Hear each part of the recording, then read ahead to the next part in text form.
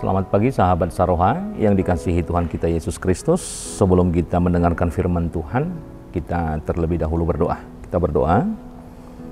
Kasih karunia bagimu dan damai sejahtera yang dari Allah Bapa di dalam Kristus Yesus Tuhan kita. Amin.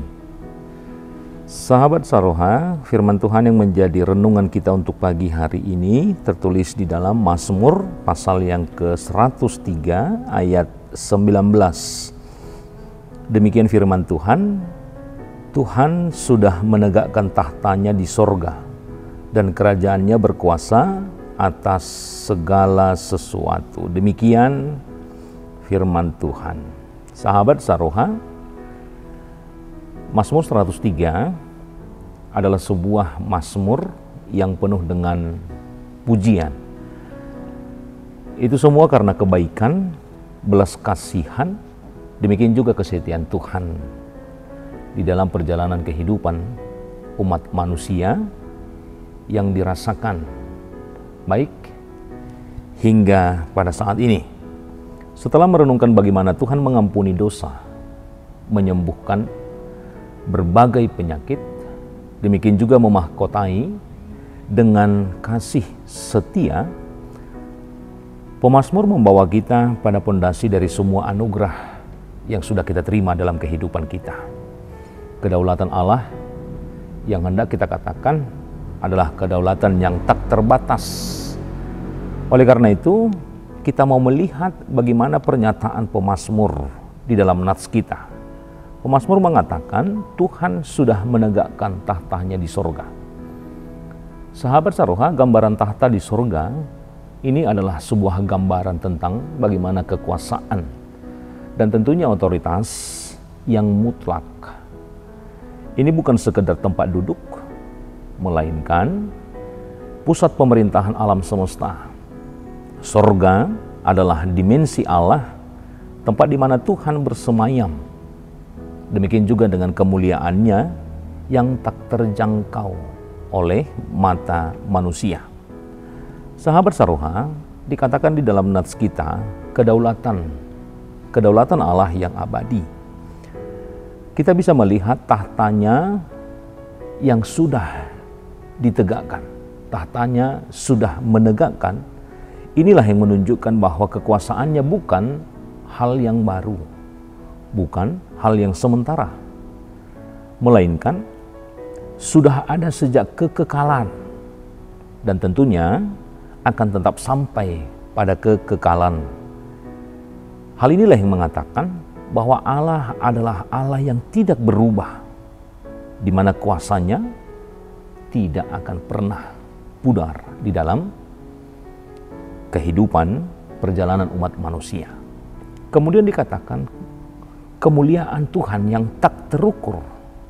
Hal ini menunjukkan keberadaan tahta Allah di sorga, menunjukkan bahwa kemuliaannya melampaui segala sesuatu yang dapat kita bayangkan, baik di tengah-tengah dunia ini.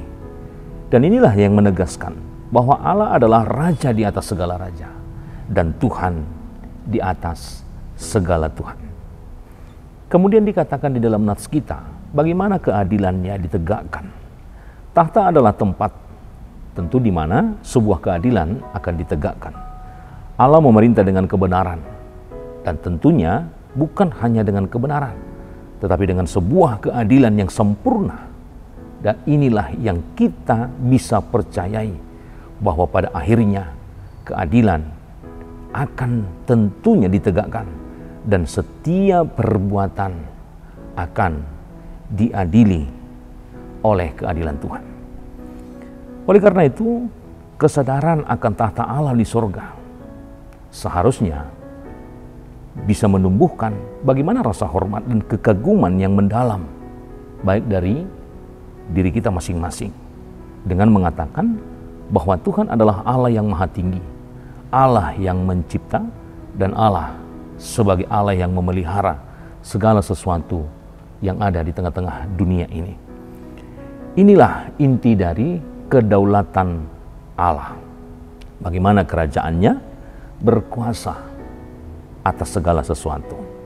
Kerajaannya tidak pernah terbatas, tentunya pada satu wilayah saja, atau pada satu bangsa, melainkan bagaimana kekuasaan Allah yang berkuasa atas segala sesuatu. Karena kata segala sesuatu berarti tidak ada pengecualian. Tetapi hal inilah yang bisa kita lihat, bahwa kekuasaan Allah berkuasa mencakup atas alam semesta. Bagaimana dari galaksi yang terjauh hingga atom yang terkecil sekalipun, di mana semua tunduk pada perintahnya. Dan inilah sebuah keyakinan kita, bagaimana Allah yang mengatur pergerakan bintang, siklus pada setiap musim, demikian juga pertumbuhan dari setiap makhluk hidup. Kemudian dikatakan bahwa kekuasaan Allah berkuasa atas sejarah manusia, dari naik turunnya sebuah kerajaan, demikian juga dengan penemuan-penemuan besar, hingga sampai kepada peristiwa-peristiwa baik sehari-hari, demikian juga di dalam kehidupan kita. Semua berada di dalam kendali daripada kedaulatan Allah.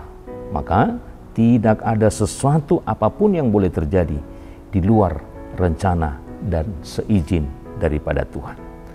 Dan bukan hanya di situ saja kekuasaan Allah berkuasa, tetapi kekuasaan Allah berkuasa juga pada kekuasaan yang gelap. Bahkan kuasa iblis dan kejahatan sekalipun tidak akan bisa bertindak di luar daripada izin Tuhan. Meskipun ada kejahatan di dunia, Tuhan tetap berdaulat dan pada akhirnya akan menghancurkan semua kejahatan-kejahatan yang boleh terjadi. Dan yang terakhir, bagaimana kekuasaan Tuhan berkuasa di dalam kehidupan pribadi kita, pribadi lepas pribadi. Inilah yang menyatakan bahwa kekuasaannya juga berlaku atas setiap detail kehidupan kita, kesehatan kita, pekerjaan kita, keluarga kita, dan demikian juga masa depan kehidupan kita. Bahkan napas kita adalah mutlak kekuasaan daripada Allah. Maka kita harus mengatakan tidak ada satupun rambut di kepala kita yang boleh jatuh tanpa seizin dan pengetahuan Tuhan. Inilah sebuah pernyataan yang seharusnya membawa kita untuk merespon, sehingga kita merespon diri kita ke dalam dua hal. Yang pertama, respon kita adalah sebuah penghiburan, dan yang kedua adalah bagaimana kita merespon dengan penyerahan diri kepada kekuasaan Tuhan. Penghiburan ketika kita menghadapi kesulitan dan juga ketidakpastian atau bahkan sebuah krisis, kita tahu bahwa Tuhan tetap berkuasa. Dia yang tidak terkejut dengan apa yang terjadi, dan Dia memiliki rencana yang sempurna. Kita hanya bisa beristirahat dalam kedaulatannya. Oleh karena itu, inilah sebuah penghiburan, di mana apapun yang boleh kita terima, apapun yang boleh kita rasakan, apapun yang boleh kita alami, semuanya harus kita pahami, itu adalah sepengetahuan oleh Tuhan kita. Yang kedua, penyerahan diri. Dia berkuasa atas segala sesuatu. Maka dalam hal ini, kita seharusnya sepenuhnya menyerahkan hidup kepada Tuhan.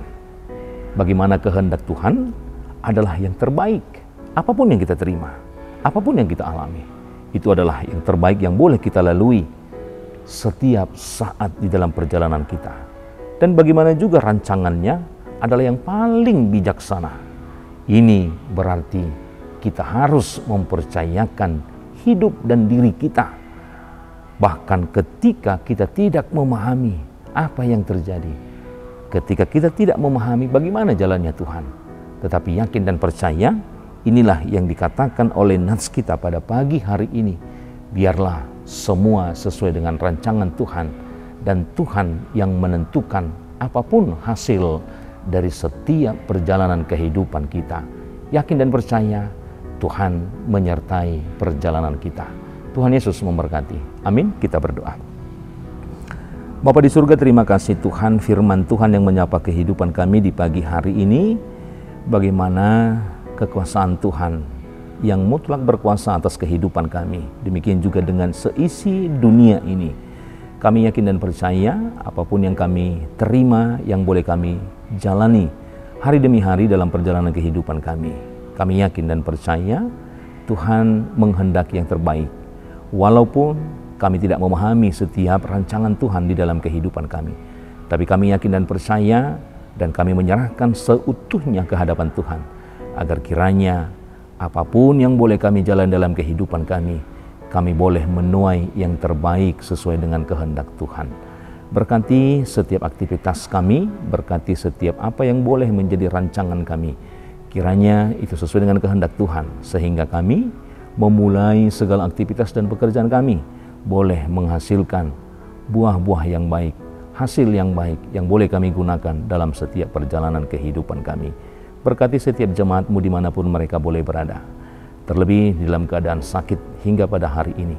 Tuhan yang memberikan kesembuhan, Tuhan yang memberikan kekuatan untuk menjalani setiap proses yang boleh mereka jalani, agar kiranya tepat pada waktunya Tuhan memberikan kesembuhan di dalam tubuh mereka, sehingga boleh melakukan aktivitas seperti sedia kala yang sudah mereka lakukan di dalam kehidupannya.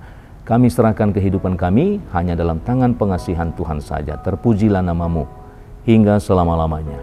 Amin.